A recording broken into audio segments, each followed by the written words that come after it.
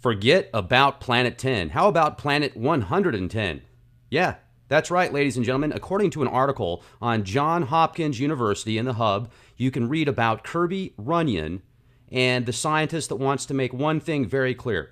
Regardless of what one prestigious scientific organization says to the contrary, Pluto is a planet, so is Europa, commonly known as a moon for Jupiter, and the Earth's moon, and more than 100 other celestial bodies in our solar system that are denied the status under a prevailing definition of planet. The new geophysical definition would expand the number of planets from 8 to approximately 110. Now, this is according to an article that you can read in the Hub. It's jhu.edu. Just go check it out. It's called Scientists Make the Case to Restore Pluto's Planet Status. And this is some very good information about what actually makes a planet, ladies and gentlemen. Yes, we all know about Mercury. We all know about Venus, Mars, Pluto, Neptune, Uranus, Earth, etc. But what about all the moons that orbit Saturn that are enormous, and the moons that hang out with Jupiter? There's so many incredible bodies in our solar system that I find it interesting they only label 8 of them as planets.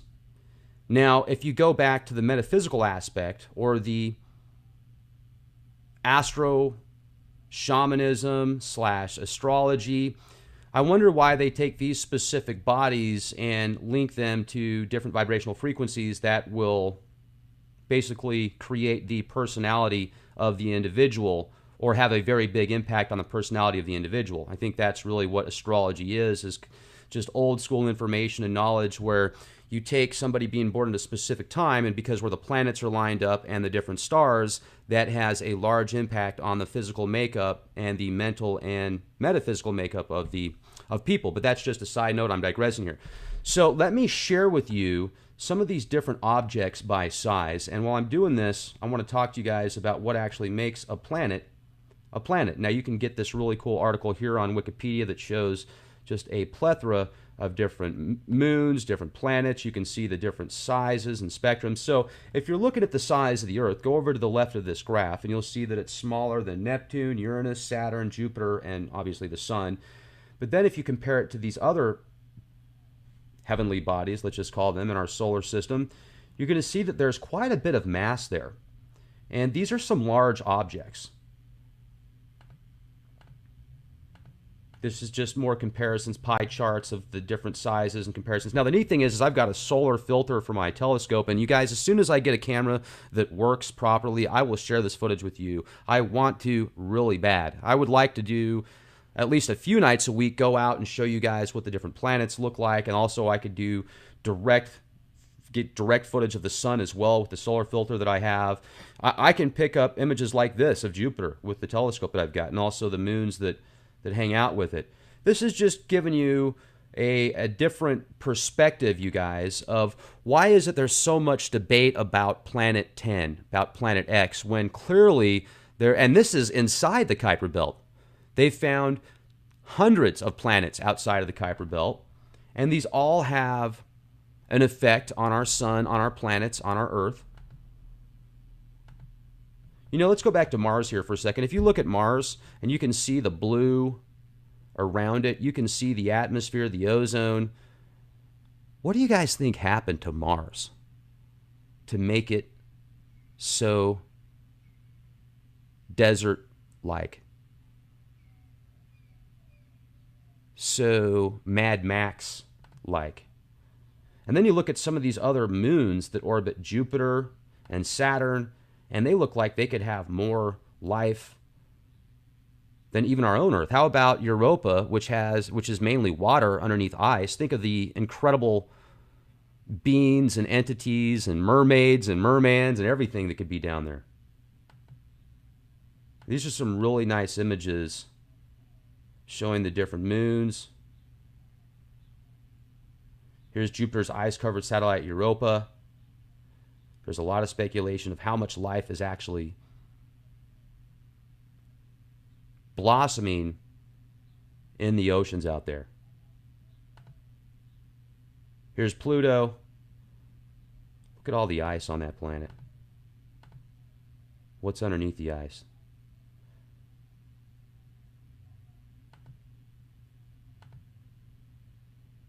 Here's Iapetus. This is one of the most incredible anomalies around Saturn, in my opinion. There's images of Iapetus that make it look identical to the Death Star, even the same blast sites that are in Empire Strikes Back. It's all just a big conspiracy. So, I just wanted to bring this to your attention, ladies and gentlemen. I thought this was pretty cool. Now, let me explain to you, according to this article on Johns Hopkins University's website, the definition approved by the International Astronomical Union in 2006 demoted Pluto to non-planet status, thus dropping the number of planets from 9 to 8. The change, a subject of much scientific debate, made no sense, says Runyon, the lead author of a short paper making the pro-Pluto argument that will be presented next week at a scientific conference in Texas. Hey, maybe I can get out to that. Bingo! Now, icy rocky Pluto had been the smallest of the 9 planets, its diameter under 3/4 of the moon and nearly 1/5 of the Earth. Still, says Runyon, who is finishing his doctorate this spring in the Krieger School of Arts and Sciences, Department of Earth and Planetary Sciences, I would say that classifies this guy as an expert or somebody that's working to be an expert. Pluto has everything going on its surface that you associate with the planet. There's nothing non-planet about it. Runyon, whose doctoral dissertation focuses on changing landscapes of the moon and Mars, led a group of 6 authors from 5 institutions in drafting the definition and its justification that will be presented at the Lunar and Planetary Science Conference. The poster will be on view for a full day, March 21st, at the conference sponsored by Lunar and Planetary Institute, and Runyon will be on hand for at least 3 hours to answer questions about it. The other authors are S. Alan Stern and Kelsey Singer of the Southwestern Research Institute in Boulder, Colorado, Todd Lauer of the National Optical Astronomy Observatory in Tucson, Arizona, Will Grundy of the Lowell Observatory in Flagstaff, Arizona, and Michael Summers of George Mason University in Fairfax, Virginia. Well, this is really cool, you guys. Exciting times indeed. I'm looking forward to seeing what's going to happen here on the horizon, if there's going to be any new discoveries. And won't it be fascinating when we can actually get access to the technology that will take us to different planets, different moons, so we can explore space just like we do the planet here at home. I think that is the next industry of revolution, is space travel. It's going to be like the internet was and is. It's going to be a whole new way of life. And hey, maybe it's because I'm a fan of Star Trek. Maybe it's me being a fan of Star Wars. Maybe it's me being a futurist and optimistic about things. You know, the Earth's pretty small, you guys. We've got over 7 billion people here right now. Instead of worrying about culling the herd, why don't we think about ways to create these incredible spaceships and travel the stars, explore the cosmos, do what we're supposed to do? Travelers, adventurers, seekers of truth, wisdom, knowledge, experiences. Life is an experience. Let's enjoy it. Let's embrace it. Also, I want to let you guys know, I just got over some really fun nanogoblins. The things lasted about a week. I feel awesome. And I've talked to multiple people that said, Rex, you need to get antibiotics. I've talked to people that said they had it for months and still have it. This like respiratory issue type deal. I'm being sarcastic about the nanogoblins, or am I?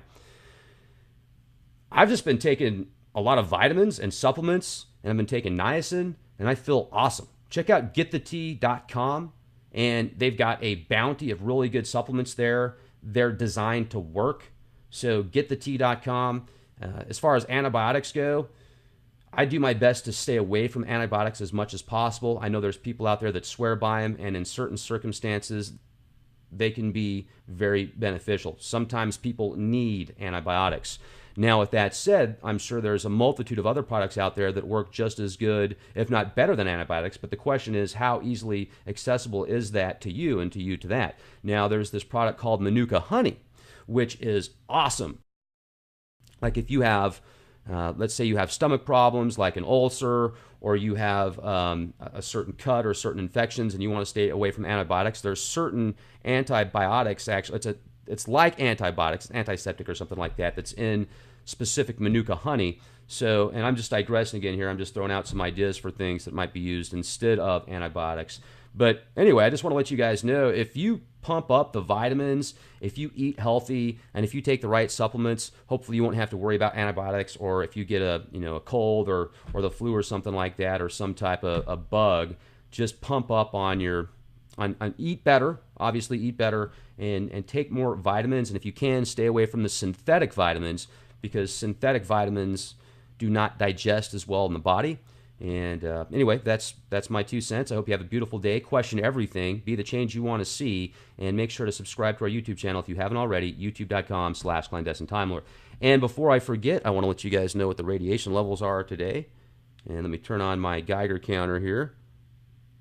This will take me just 1 second. No. It's a nice day out here today in San Antonio. Good weather, blue skies, not a whole lot of stratosphere aerosol injections out there. And we are at, well, this thing's showing levels kind of high right now. It's showing the levels are at 0.21. I'll bet you this will go down here in a second. Huh. No, 0.21 microsieverts per hour. That's definitely a lot higher than normal, but this thing was lower today earlier too. It was down to 0.08. So it's been fluctuating quite a bit. Yep, see, there you go. 0.16. So not too bad. Certainly something to be aware of. And just so you guys know, I do have a link that if you want to post the radiation readings where you're at, if you have a Geiger counter or some way to test the levels, you can do it. It's absolutely free. Just sign up and register on there so you can log on at any time, put the readings down. And thanks again to Greg for doing that. And we're hovering right around. There you go. See, 0.14 microsieverts per hour. That's better than 0.25. Beautiful day, everybody. Take care.